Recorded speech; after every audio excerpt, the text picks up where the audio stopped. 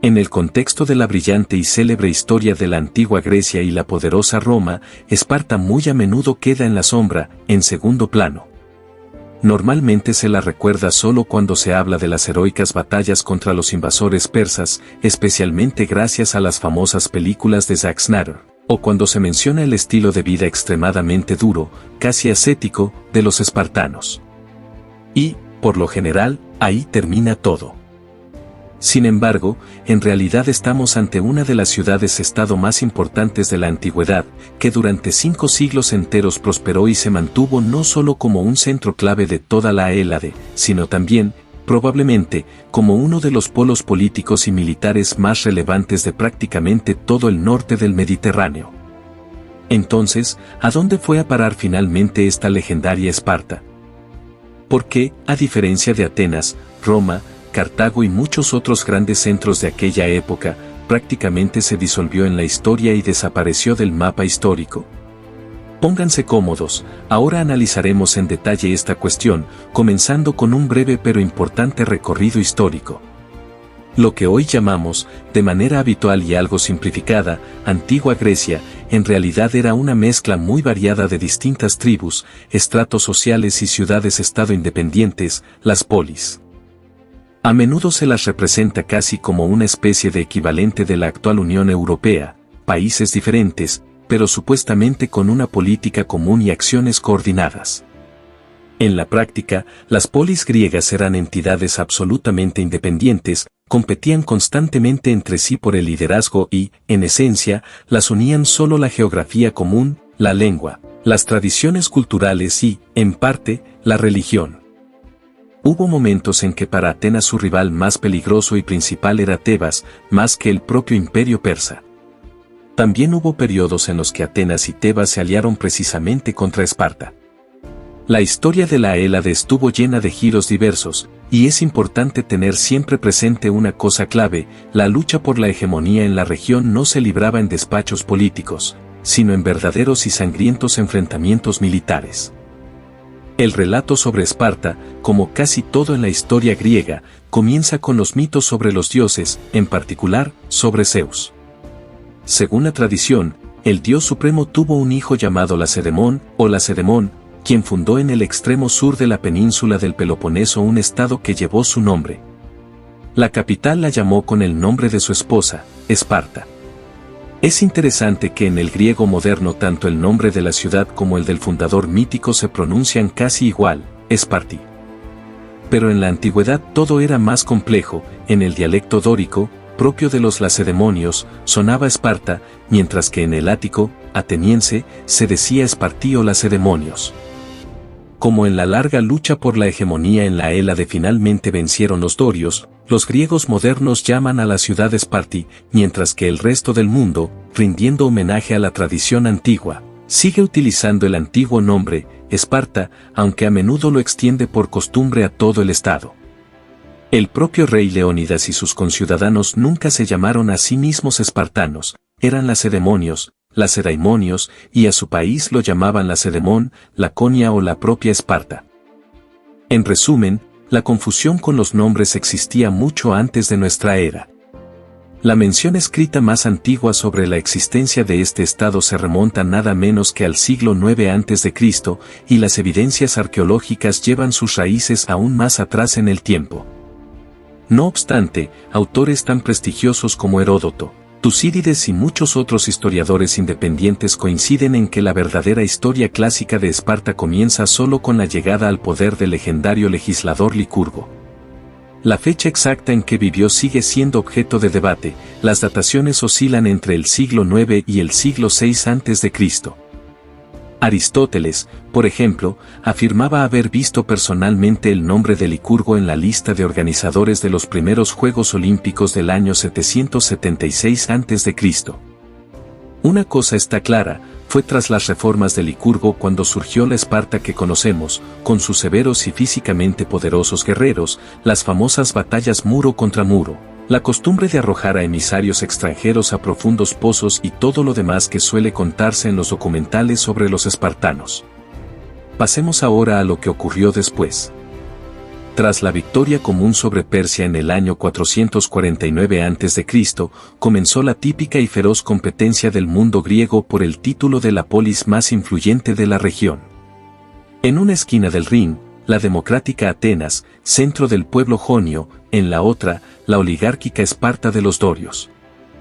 Y aquí es fundamental dejar de lado todos los estereotipos. No se trataba de un enfrentamiento entre dos pequeños ejércitos de unos pocos cientos de hoplitas en campo abierto.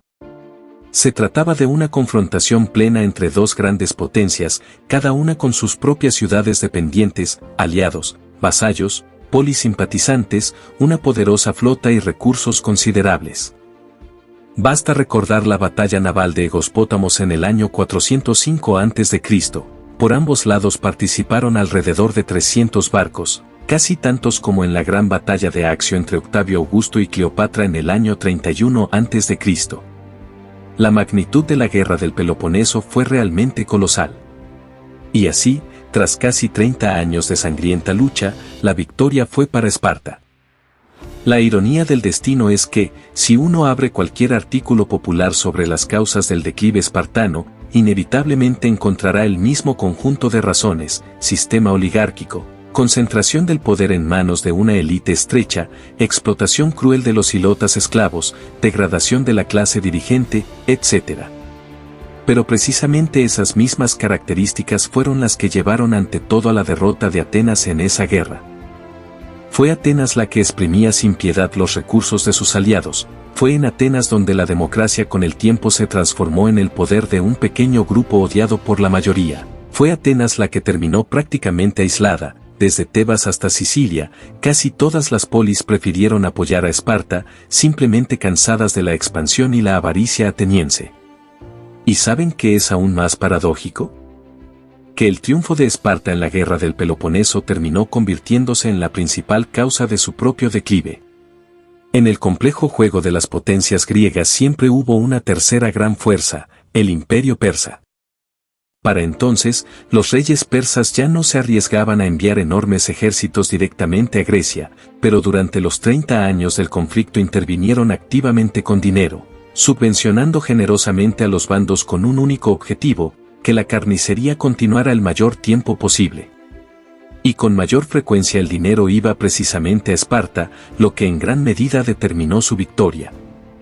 Un ejemplo clásico es la rápida creación de la flota espartana prácticamente desde cero, descrita con gran detalle por el propio testigo de los acontecimientos, Tucídides, en su historia de la guerra del Peloponeso.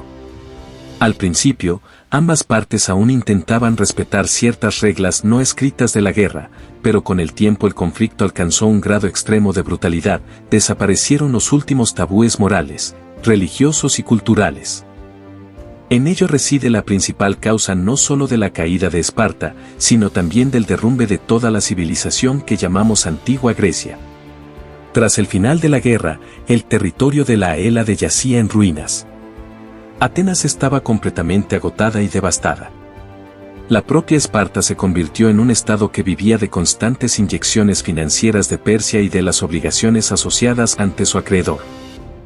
Corinto, Argos y otras ciudades gravemente afectadas por el conflicto no se sentían vencedoras. Esto se manifestó con especial claridad en el caso de Tebas, pocos años después de la derrota de Atenas, nuevamente con el apoyo del dinero persa, declaró la guerra a su antiguo señor, Esparta. Durante un tiempo, Tebas se convirtió en la principal fuerza de Grecia, pero Persia pronto volvió a trasladar su apoyo a Esparta y obligó a todos a firmar la humillante paz de Antálcidas, o paz del rey, del año 387 a.C. Según este tratado, el rey persa se convertía en el árbitro supremo de los asuntos griegos, y los formalmente victoriosos lacedemonios no hacían más que cumplir su voluntad. Si ya sospechan que toda esta matanza de décadas terminó beneficiando únicamente a Persia, tienen toda la razón. Los historiadores modernos llaman cada vez más a la guerra del Peloponeso el verdadero final de la Grecia clásica. Destruyó el sistema establecido de relaciones internas y externas y sumió a la región en un profundo caos del que la Hélade nunca logró salir. En los años 338 y 337 a.C., Grecia fue finalmente conquistada por Filipo II de Macedonia, y su hijo Alejandro Magno completó la obra. uniendo a todos los antiguos rivales, griegos y persas, dentro de un enorme imperio. Tras la muerte de Alejandro, ninguna de las viejas polis griegas pudo volver a aspirar al dominio regional. Entonces, ¿por qué Atenas ha sobrevivido hasta nuestros días como una gran ciudad, mientras que Esparta se convirtió en una modesta localidad de 16.000 habitantes que casi nada tiene en común con la polis antigua? La respuesta es evidente: la geografía y la economía. Atenas siempre estuvo situada en la intersección de importantes rutas comerciales marítimas, por lo que, independientemente de la forma de gobierno, siguió siendo un poderoso centro comercial y naval. Esparta, en cambio, se encontraba en una parte bastante aislada y olvidada por Dios del Peloponeso y podía garantizar su existencia e influencia únicamente gracias a la fuerza militar. Cuando, tras la destrucción de la antigua Grecia y una serie de guerras civiles, Atenas volvió al comercio, recuperó con relativa rapidez su riqueza y prosperidad, aunque ya sin el antiguo peso político. Esparta no tenía esa vía alternativa. Por supuesto, lo intentaron, restauraron la Liga del Peloponeso, promovieron rebeliones contra los macedonios y, a mediados del siglo III a.C., incluso vivieron un breve periodo de renacimiento bajo el rey Cleómenes III. En el año 229 a.C. sometió casi todo el Peloponeso y llevó a cabo reformas radicales para intentar devolver el orden clásico espartano. Pero la era de las polis independientes y belicosas ya había pasado de manera irreversible. En el año 195 a.C., una coalición de ciudades griegas, con el activo apoyo de Roma, infligió a Esparta una derrota definitiva y la redujo al nivel de una comunidad ordinaria. Es notable que incluso en esa batalla los lacedemonios lograron reunir 30.000 guerreros y resistieron hasta el final, negándose a capitular incluso después de que los romanos rodearan la propia ciudad. Y en el año 146 a.C., Roma hizo lo que Persia nunca consiguió, aprovechándose del debilitamiento secular de Grecia debido a interminables luchas internas, la sometió por completo y la convirtió en su provincia. Sin embargo, contrariamente a la opinión popular, la historia de Esparta no se interrumpió por completo en ese momento. Al igual que Atenas, recibió cierto grado de autogobierno en señal de respeto por su antigua gloria. Existen datos de que aún en el año 161 después de Cristo un destacamento de 500 espartanos combatió en el ejército de Marco Aurelio contra los partos. Más tarde, en la ciudad se construyó un acueducto de 12 kilómetros, difícilmente se habría creado una infraestructura así para un asentamiento casi extinguido. Incluso en crónicas del siglo IV, Esparta se menciona entre las ciudades donde funcionaban centros educativos romanos. Lamentablemente, los testimonios posteriores se vuelven cada vez más fragmentarios y poco significativos, porque aquella Esparta clásica, con su singular organización y su espíritu guerrero, ya no existía al menos desde el año 146 a.C. Para concluir, conviene subrayar lo siguiente: todos los factores que suelen enumerarse como causas de la caída de Esparta, la estratificación social, la reducción del número de ciudadanos de pleno derecho debido a las guerras, la disminución de la población masculina y otros, en realidad no son más que síntomas y consecuencias secundarias de una única gran catástrofe. Esa catástrofe se llama la Guerra del Peloponeso. Fue ella la que llevó al declive no solo a Esparta, sino a toda Grecia en su conjunto. El belicoso Lacedemón tenía, sin duda, muchos problemas internos, pero el verdadero clavo en el ataúd fue el astuto gambito persa, que desplazó hábilmente a toda la Hélade hacia la periferia de la historia mundial. Hasta la próxima, amigos.